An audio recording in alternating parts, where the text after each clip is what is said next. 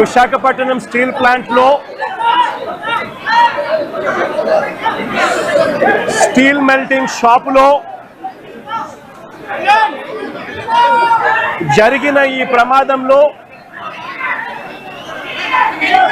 ఇప్పటికే దాదాపుగా 9 మంది చనిపోయిన పరిస్థితుల మధ్య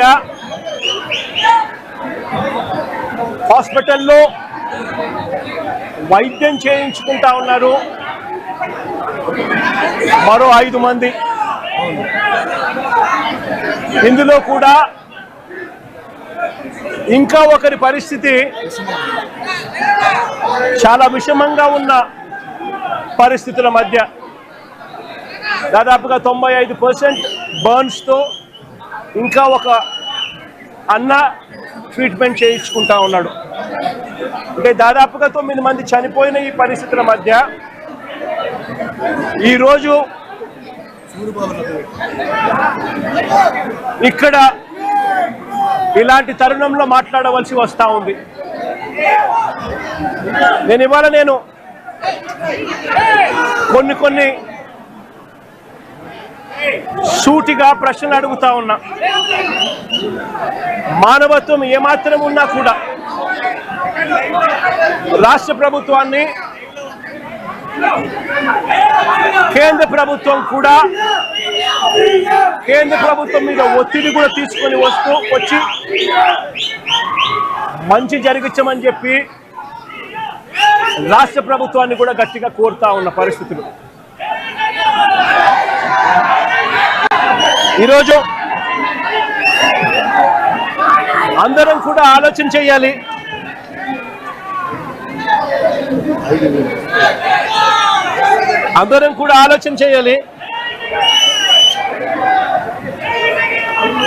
ఈరోజు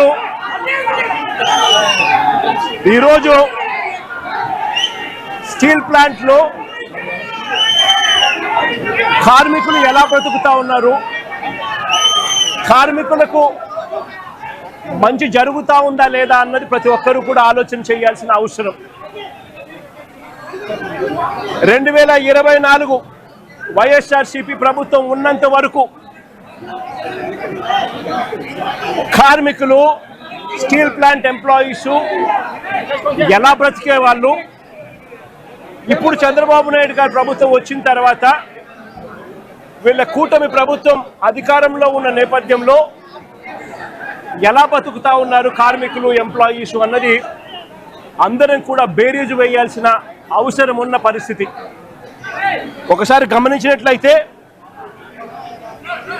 గమనించినట్లయితే ఇదే స్టీల్ ప్లాంటు ప్రైవేటీకరణ అప్పట్లో ప్రస్తావన వచ్చినప్పుడు వైఎస్ఆర్సీపీ ప్రభుత్వం గట్టిగా దీన్ని ఆపింది.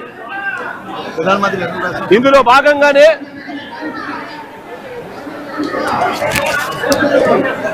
భాగంగానే అప్పట్లో 2021 మార్చి 9వ తారీఖున ప్రధానమంత్రి గారికి లేఖలు కూడా రాశాం. ఎట్టి పరిస్థితిలోనూ స్టీల్ ప్లాంట్ ప్రైవేటైజేషన్ జరగకూడదు, ఈ ప్లాంట్ను నిలబెట్టగలిగే పరిస్థితికి వివరిస్తూ ఏ రకంగా చేస్తే ఈ ప్లాంటు నిలబడగలుగుతుంది అని చెప్పి సలహాలు ఇస్తూ ప్రధానమంత్రి గారికి లేఖ కూడా రాశాం. 9వ తారీఖున లేఖ రాశాం. అదే మాదిరిగా ఫిబ్రవరి 6 కూడా 2వ లేఖ కూడా రాశాం. ఫిబ్రవరి 6 కూడా 2వ లేఖ కూడా రాశాం. ఫిబ్రవరి 6, మార్చి 9 అది కూడా చూపించు. 2 లేఖలు ప్రధానమంత్రి గారికి రాశాం. ఫిబ్రవరి 6, మార్చి 9. దీని తర్వాత మేలో 2021 మేలో ఏకంగా అసెంబ్లీలో తీర్మానం చేశాం. ఇది అసెంబ్లీలో తీర్మానం చేసిన మినిట్స్. ఎట్టి పరిస్థితుల్లోనూ స్టీల్ ప్లాంట్ను ప్రైవేటైజ్ చేయడం అన్నది అన్యాయము, చేయొద్దండి అని చెబుతూ ఏ రకంగా ఈ ప్లాంట్ను గొప్పగా నిలబెట్టగలుగుతాము, ఏ రకమైన మార్పులు చేర్పులు చేయగలిగితే ఈ ప్లాంటు బ్రహ్మాండంగా నడిచే పరిస్థితి ఉంటుంది అని చెప్పి కూడా వివరిస్తూ సలహాలు కూడా ఇచ్చారు. ఈ సలహాలన్నీ కూడా ఇస్తూ అసెంబ్లీలో తీర్మానం చేసి,